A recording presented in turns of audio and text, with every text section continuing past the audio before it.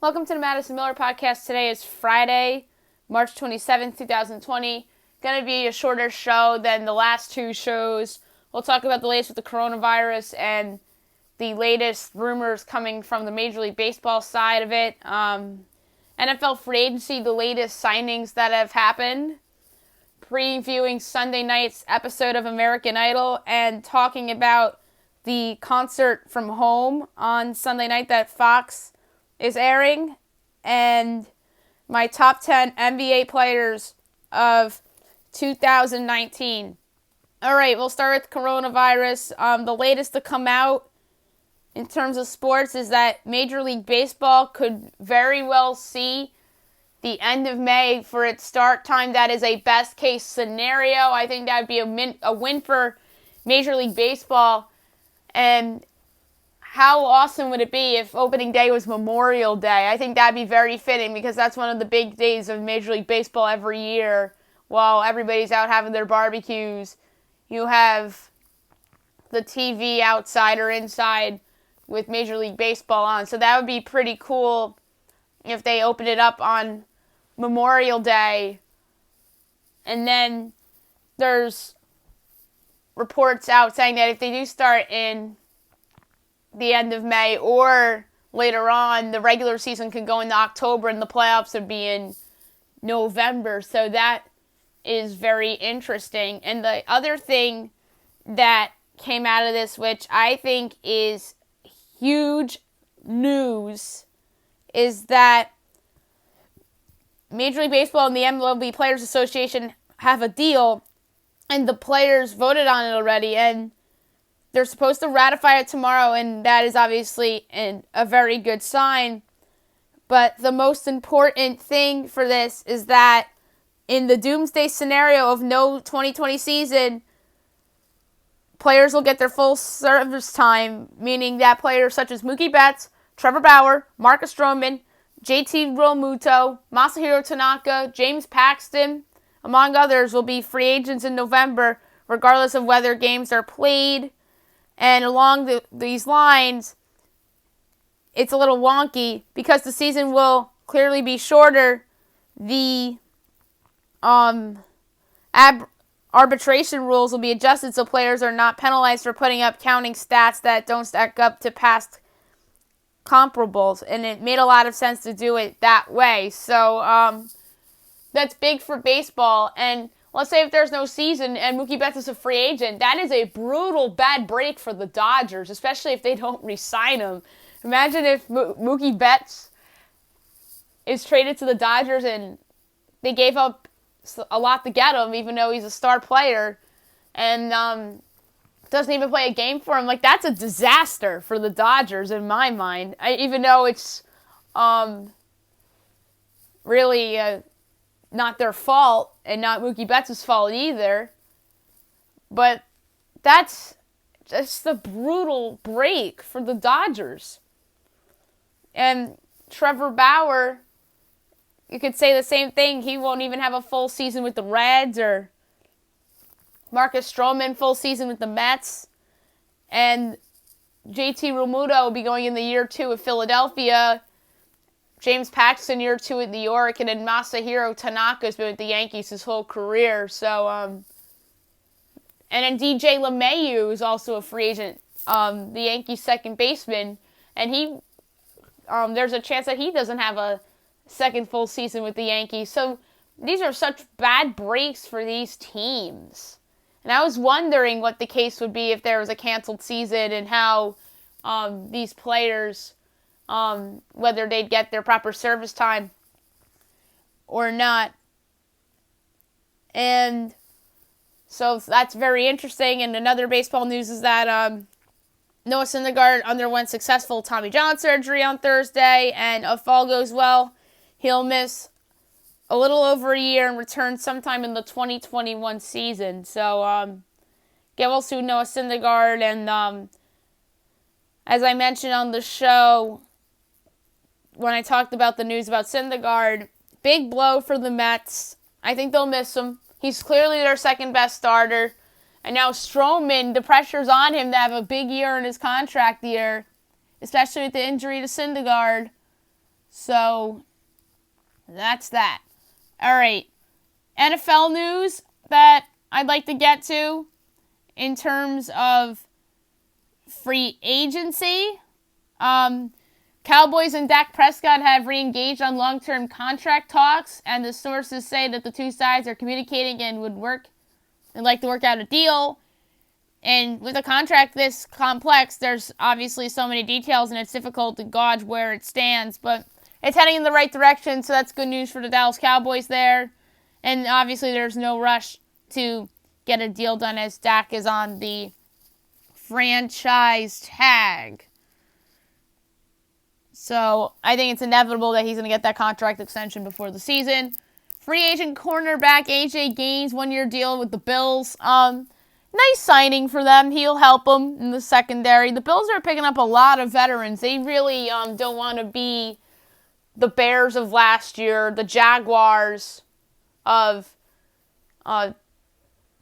2 years ago. So they really want to load up here, and I applaud the Bills for that, because obviously the Bears did not get better last offseason, and the Jaguars didn't get better after that title game. So obviously it's because of their quarterbacks and how everybody overrated them, because they had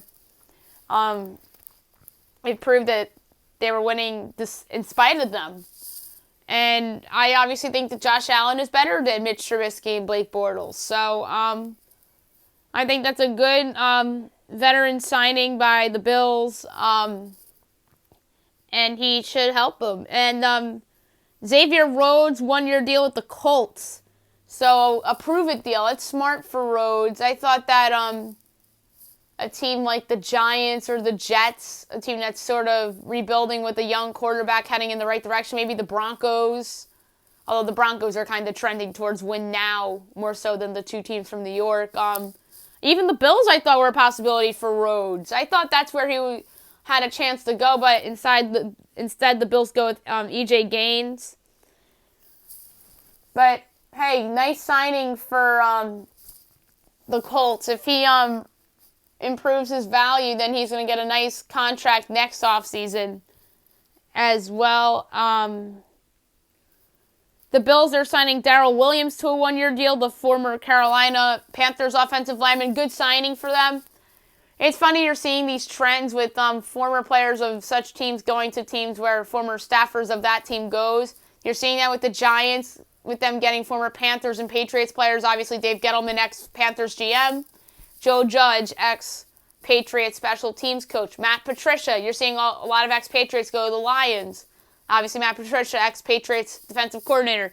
Sean McDermott, Buffalo, Panthers, used to be the Panthers defensive coordinator. Then that's why you're seeing a lot of Panthers free agents go to the Bills, even though it's on the opposite side of the ball. So, Darrell Williams, nice signing for the Bills. They needed help on the offensive line. So I really think this is the team to beat in the AFC East right now. With Tom Brady gone, absolutely the team to beat in the AFC East. And somebody that's versatile, could play guard or tackle, and he should help the Bills a lot. So that is a really, really, really good signing for the Bills. So a couple instances where a couple of the free agent deals didn't work out due to physical. So Michael Brockers didn't come to agreement on the terms of the contract, so it wasn't really a physical thing, but it says a high ankle sprain from late last season was flagged on the physical, so it was physical related, so take that back. And then Brockers went back to the Rams, so good for the Rams to get one of their veteran defensive linemen back. So unfortunate that the Ravens couldn't get that done, because he would have provided a lot of leadership and depth on that roster. And then the other free agent deal that did not work out was the ex-corner that signed with the Jaguars. He was from the Bengals. Denard. he didn't pass his physical, so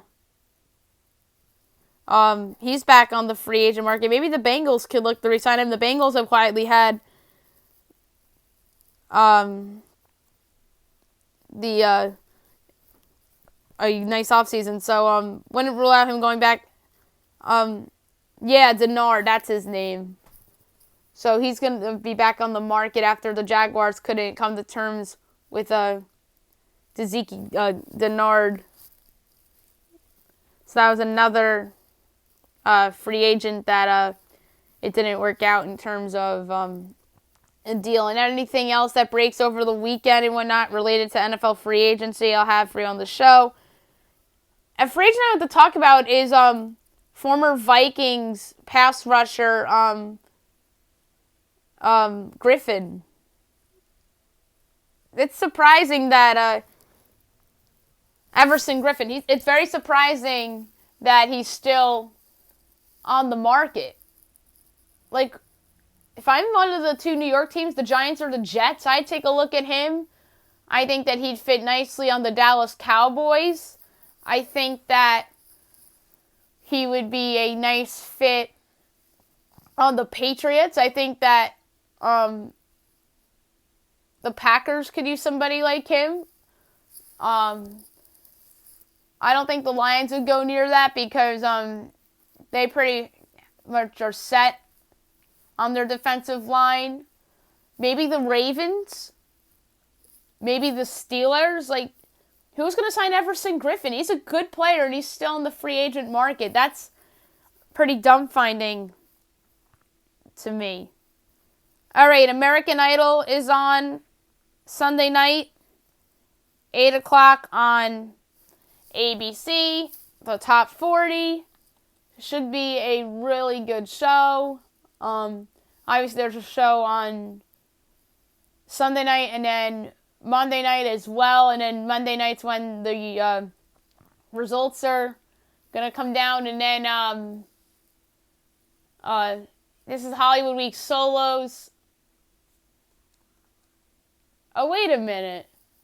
I guess it's... Oh, no, that's Saturday's rerun. That's my bad. So, Sunday night's show is Hawaii Showcase and the Final Judgment Part 1. So, the top 40 contestants await their final judgment for a spot in the coveted top 20. So, should be a really, really good show. I think Sophia Wackerman's the front runner to win the whole thing right now. I think she's excellent. There's a lot of people I'm interested in seeing. Just Sam. I think she has a chance to go far. I think that Lewis has a chance to go far on the show. I think that both Michaelas have a chance to go pretty far, especially Michaela Brownlee. I think she's very talented. Faith Bentel, Jovan Webb. I think Jovan Webb has a shot to go far. Johnny West, I'm interested to see how far he goes. They correctly predicted that he'd go further than his girlfriend Margie. So it should be a very fun show on Sunday night, and I'm looking forward to talking about it on Monday's show with you guys. And also on Sunday night, we have a concert from home. Yes, a concert from home. And it's going to be hosted by Elton John. There's a lot of big names that are going to be in this show. Alicia Keys, the Backstreet Boys, Billie Eilish, Billie Joe Armstrong of Green Day, Mariah Carey, Tim McGraw, and more. And it's the iHeart Living Room Concert for America. It's going to be on at the same time as American Idol at 8 o'clock on Fox. So Idol has some competition here on Sunday night from a rating standpoint. I don't think that Idol's going to beat this out, especially with Elton John being the host of the show. I really think that Idol's in a little bit of trouble from a rating standpoint, but there's a thing called DVR, so I'm sure people will DVR it. So it's a 1-hour show. Elton John's hosting.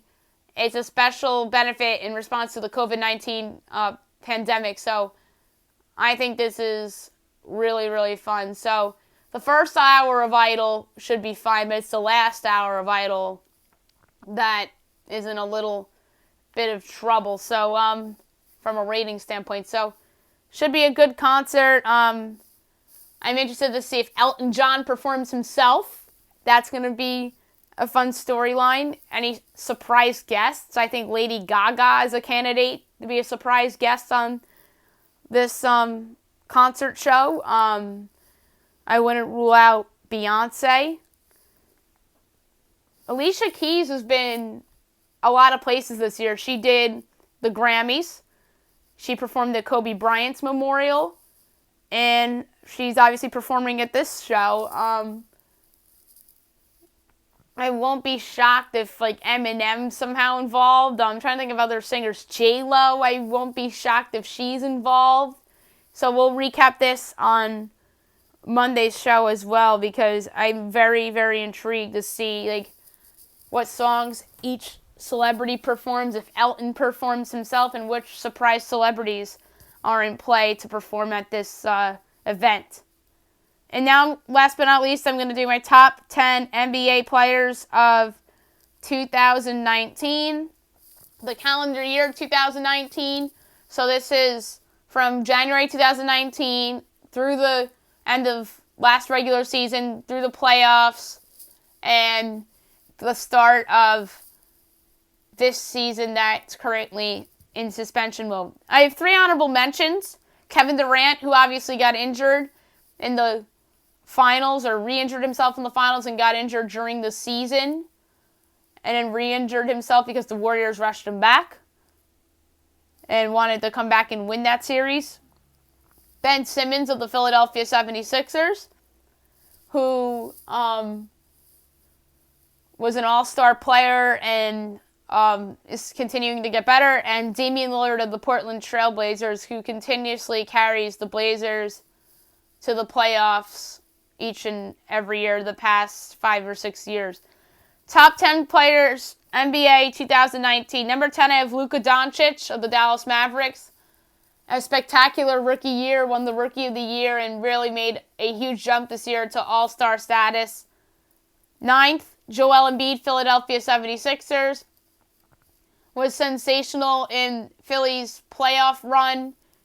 They were a shot away from perhaps winning a championship, as crazy as that sounds, because don't forget they lost in Game 7 at the buzzer to the Raptors in Toronto. 8, Nikola Jokic, Denver Nuggets, helped carrying the Nuggets to one of the better records in the Western Conference last year, although they did lose Game 7 at home to Lillard and the Blazers. And got to a slow start this season, but really has picked it up before the suspension. 7, Paul George, Oklahoma City Thunder, now Los Angeles Clippers. He helped carry the Thunder to the playoffs that year. He was the better player on the Thunder last year, and then gets traded to the Clippers this year in what I think is the most surprising trade of 2019. 6th, Anthony Davis, formerly of the New Orleans Pelicans, now of the Los Angeles Lakers. Even though he was injured a lot this past season, he still is one of the best players in the NBA, and he was off to a fantastic start of his Lakers career. And before he got injured, he was playing very well as well. 5, LeBron James. This is a punishment because the Lakers didn't make the playoffs last year, so that's why he's this low. If this was 2020 best NBA players, he might as well be number 1. But this is kind of a punishment because the Lakers missed the playoffs last year. 4, Steph Curry, Golden State Warriors, helped carry the Warriors to the finals for the 5th year in a row. And now he's injured, or not injured, but he had just come back from an injury. He got injured late in 2019. 3, James Harden, Houston Rockets, carrying the Rockets as he always does. An offensive machine, unguardable. Was the runner-up in the MVP race last year. Number 2, Kawhi Leonard, formerly of the Toronto Raptors, now the Los Angeles Clippers, helped carry the Raptors to their first championship in franchise history, hit the big shot in Game 7. You could argue Kawhi should be number 1 on this list, but I have him at number 2 because of the injury concerns and because he's been getting a lot of days off with the Clippers and then sat a lot of games as a Raptor as well. And number 1, Giannis Antetokounmpo, Milwaukee Bucks, the MVP winner from the 2018-19 season. 2019 was his year, his leap to superstardom, carrying the Bucks to the best record in the NBA last year and on his way to doing so again this season as well. He started off the season as the favorite to repeat as MVP, but LeBron James really has given him a run for his money. But in 2019, Giannis Antetokounmpo was the best player in the NBA. And you could argue it for this calendar year as well, although, like I said, LeBron really has made a push for the run for his money as well. All right, that's it. Short show today. I'll be back Monday recapping the latest news with the coronavirus and any random sports news I have for you, such as NFL free agency and whatnot. We'll recap the concert from home and American Idol and look ahead to Monday's American Idol episode as well. And in terms of a top 10 list, you'll have to wait and find out. I hope you guys have a great weekend, everyone.